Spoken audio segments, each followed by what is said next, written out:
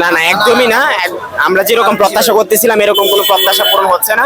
কারণ হচ্ছে দেখা যাচ্ছে যে এই বিসিবি বলেন আর যাই বলেন না কেন, সরকার পরিবর্তন হয়েছে এই দেশের ছাত্র জনতার মাধ্যমে, কিন্তু আমরা সঠিকভাবে যেই মানে আমাদের যে একটা মানে প্রত্যাশা ক্রিকেটের প্রতি যে একটা ভালোবাসা, সেই ভালোবাসাটা আমরা বহিঃ প্রকাশ করতে পারতেছি না। যেহেতু আমরা স্টেডিয়ামে গিয়ে খেলা উপভোগ করতে পারতেছি না, তাহলে কিসের খেলা এখানে? আমরা এই বিপিএল আয়োজন, কিসের আয়োজন? এত সুন্দর সুন্দর আয়োজন, লাভ কি? যখন বাসায় টিভিতে দেখা হয় খেলা, তখন মনে হয় যে কোনো দর্শক নাই, কেউ কি যায় না খেলা দেখতে। কিন্তু আমি আজকে চট্টগ্রাম স্টেডিয়ামের কাছে এসে দেখতে পারলাম 35,000 ধারণ ক্ষমতা স্টেডিয়ামে, বাট বাহিরে 35,000 70,000 মানুষ ঘোরাঘুরি করতে আছে, কিন্তু স্টেডিয়ামের ভেতর মনে হয় 10,000 গ্যালারি ফাঁকা একবারে। আপনি একটা অভিযোগের কথা বলছিলেন, কি হয়েছে আসলে?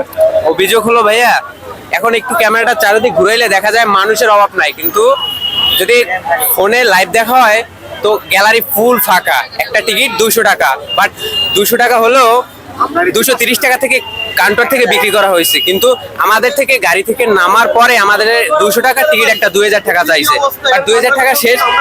তারপর আরেকটু পর 1500 টাকা। এখন বর্তমানে 1200 টাকা ছাড়া কোনো টিকিট নিতে পারতেছি না। এই 3টা টিকিট নিছি 3600 টাকা থেকে।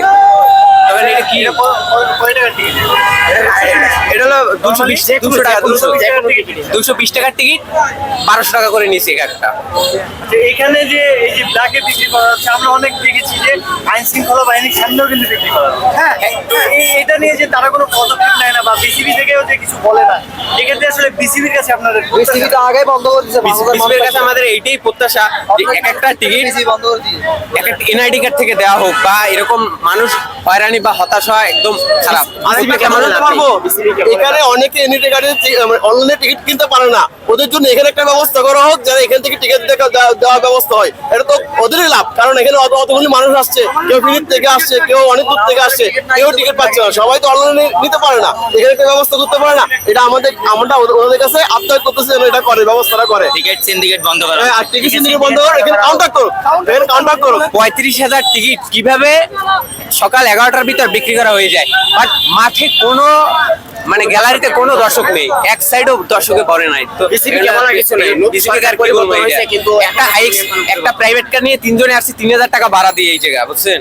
তো 3,000 টাকা, এখন আবার এই 3টা টিকিট নিচ্ছে 3600 টাকা দিয়ে। এটা কি 200 টাকা টিকিট যদি 3600 টাকা নেওয়া হয়, বা যারা মানে চাকরি করে সাধারণ অনেকে 1000 টাকা নিয়ে আসছে পকেটে, যেটা থেকে খেলা দেখবে এবং খাবার দাবার খাবে এবং 1000 টাকা নিয়ে আসছে পকেটে, কিন্তু এখন এক একটা টিকিটের দাম হচ্ছে 1000 টাকা, আপনার 1200 টাকা।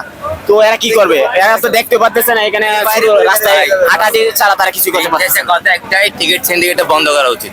এটা বন্ধ করার জন্য যা যা পদক্ষেপ নেওয়ার এটা